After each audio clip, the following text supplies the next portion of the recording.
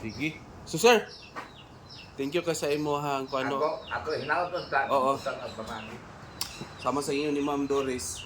Ato to i-parking then sa pagpadayon na to. No, so bless kita karon kay naa si Ma'am Doris nga mo hatag unya pagpasabot regarding ana nga mga concern. So karon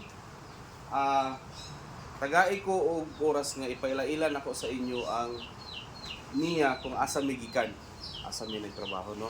So ipaila-ila nako sa inyo ha ang niya sa pagsugod niya ug unsang mga mandato niya, unsa iyang mga angay nga pagahimuon para sa mga farmers, para sa inyo ha. Okay? So ang NIA mo ni siya ang National Irrigation Administration, no? Makita ninyo no na mga dam. So si NIA ang nagkanang construct ana. So kinsa rin si NIA di ay. So si NIA usa siya sa Government Owned Control Corporation o GOCC. Sama sa PhilHealth, GOCC na siya. Pag-ibig, GOCC na siya. PCIC, mga GOCC na siya ng mga kumpanya. Ug daghan pa, na wala pa nako na mention. So gobyerno ang nga nag-iya sa NIA. Ug usab, siya pod ang primarily responsible sa mga irrigation development sa Pilipinas. So tanan makita ninyo nga mga irrigation sa Pilipinas, si NIA ang nagdumala ana. Siya ang nagtukod, siya pod ang mag-supervise, siya pod ang mo prepare ana. So si NIA under sa Republic Act 3601 atong 22 atong Hunyo 1963 na create si NIA. Namo na answer lagi ang tao. Di ba? 1963. Draw ato.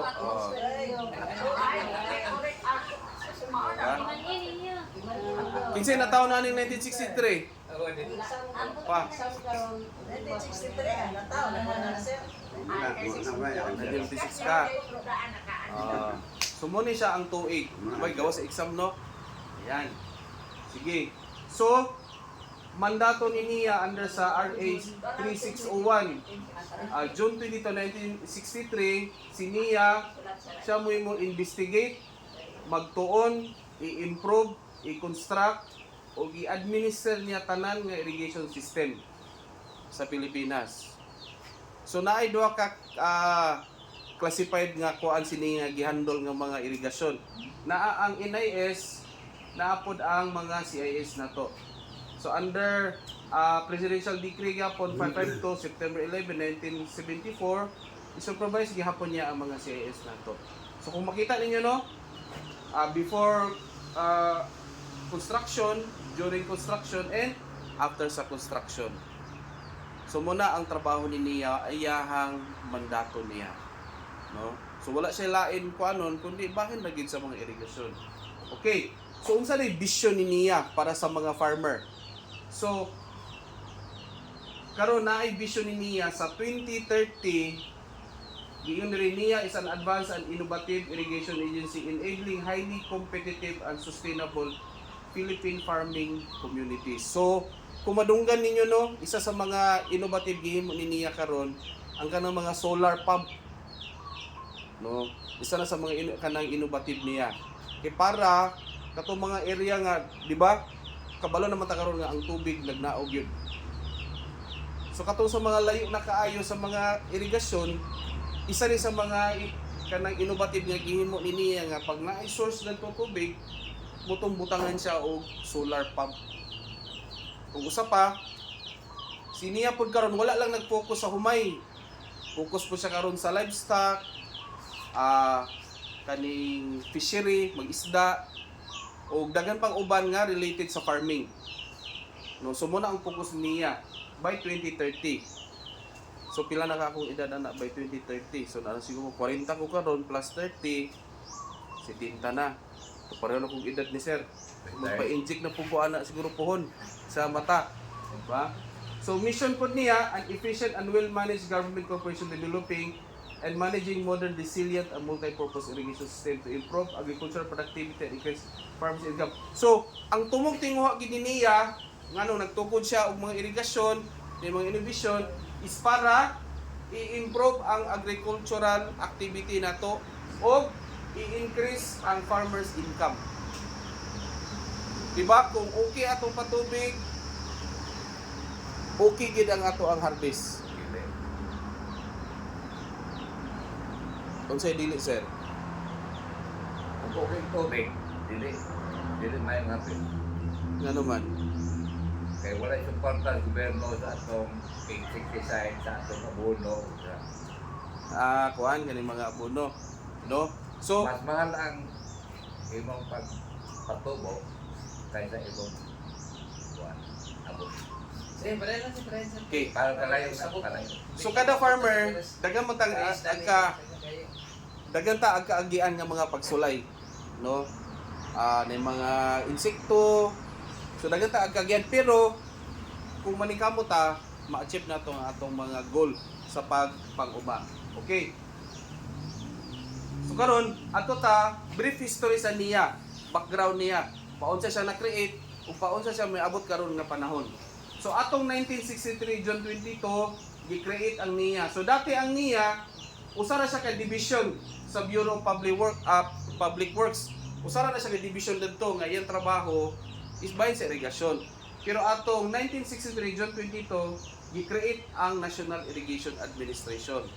Pero gi-place siya under sa Office of the President. So dili na siya division, no? Pero gi-under siya sa Office of the President. Pero atong 1972 September 23 under PD number 1 gi-attach na pod siya sa Department of Public Works, Transportation and Communication. So gibira na pod siya balik na pod. Then by 1974 usa ka charter nga amended nga padak-on ang capitalization ni NIA nga gihimo na og 2 billion. So pasabot dako iyang budget, mas daghan siyang mahimo nga mga proyekto. Mas dagan matabangan niya. Then 1976 na-create din ning logo ni NIA. Kabalo ba ta unsay meaning anang logo niya? Naay meaning ana. No, so ako ipakita sa inyo, no. So meaning ani yang logo niya, ini puti bitaw. Muni siyang tubig. Tubig ni siya nga nagawas gikan sa irigasyon. Kani ding green nga nagpalibot, muni siya ang mga tanom nga ang kabenepisyo ani nga tubig. So muna siya meaning sa logo sa NIA. No, aside sa kanang abbreviation na siya, meaning niya na is ang tubig is continuous nga kinabuhi nato. Okay, dili pwede ang tao nga walay tubig. So muna ang purpose ani nga logo. So na-create na siya ang 1976 under sa administrator nga si Alfredo L. Winyo. Siya ang administrator ana nga time na create ang NIA. So na formalize gid ang structure ni NIA. Gipadakan iyang budget, gitagaan po siya identity nga logo. Sama bitaw sa DPWH, di ba na ilang logo sa BIR na logo. So si NIA gitagaan na siya og identity. And then atong 1980 capitalization was increased and also authorized to impose administration and overhead charges total project cost from its capital. So, bahin niya po ni sa capital gihapon. And then, by 1986, gitagaan na din gahom og duty ang NIA Board of Directors. Managing heads sa agency were amended. So, gitagaan na gahom nga nani magmando sa NIA. No, nga dili na siya i-under. Now, by 1987, under both of the Department of Highways o Department of Agriculture, na under na punta sa DA o sa DPWH atong 1987. Ikuha na punta. Since ga-construct ta, under ta sa DP, niya since ang connection na to is farming, i-under ta sa DA. Di ba? And then by 1992, gi-transfer na punta sa Office of the President. Diba? So ingana ang NIA. Ingana ta kakuan nga daghang kay ga kuha sa to nga mga ahensya. Diba? Aron ba tabangan si NIA gid nga ma-serve niya iyahang mandate niya. Okay? So 1992 nabalhin na punta sa DA, under ta sa secretary sa chairman of board. And then by 2014 May 5, NIA attached na punta sa Presidential Assistant Food Security and Agricultural Modernization o UPAFSAM. So naigi-designate ni chairman ana nga part gyapon sa governing board. And then by 2016, NIA board is headed by a cabinet secretary and acting chairperson. So sa kabinete karon sa presidente, nanay isa gid ka chairman dadto nga mutindog as administrator si Nia. So karon ang atong administrator nato, present nato karon is si Engineer sa first name ni Gillian. Eddie Gillian. So siya ang ato ang administrator karon. So part na siya karon sa cabinet member ni BBM. So siya po na mag-report. Nga kanang muni among achievement, muni among mga plano. So siya tong tig report dito. So siya tong pinaka-head karon sa NIA. And then sa February 2, 2018, an act providing free irrigation service. So dati si NIA naay bayad ang farmer dito kang NIA.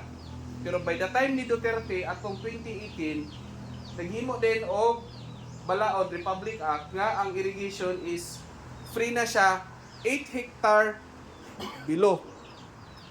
And part po aning Republic Act is katong mga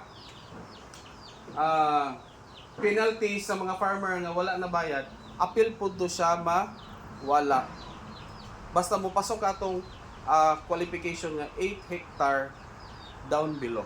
So mo ni siya Free Irrigation Act ang tawag ani. So pasalamatan ni President Duterte kay ang farmer nga nagamit sa irigasyon wala na siya bayaran nga irrigation fee. Dati na pero tungod ni Duterte yung nakitaan nga instead ipabayad na tong farmer atong tabangan. So wala na ibayaran ang mga mugamit sa tubig. Okay? Kapatid, pangutana na regarding ana. Wala sabta na to, no, nga nanay Free Irrigation Act. So thank you. So pangutana regarding sa history sa NIA, wala sabta na to. Ayan. Sige, so moto no ang pagsugod sa NIA, iyang mandato niya ang vision. So klaro no nga pag-irigasyon si NIA gid ang magdumala ana.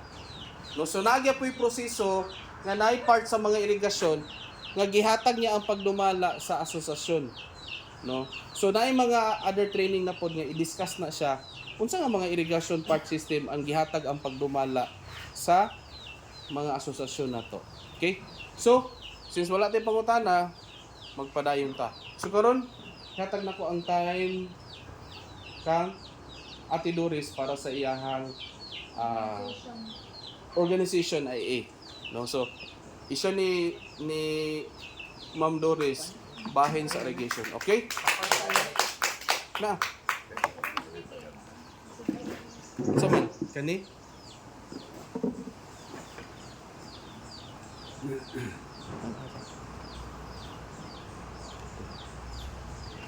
Wala ko sa inyo.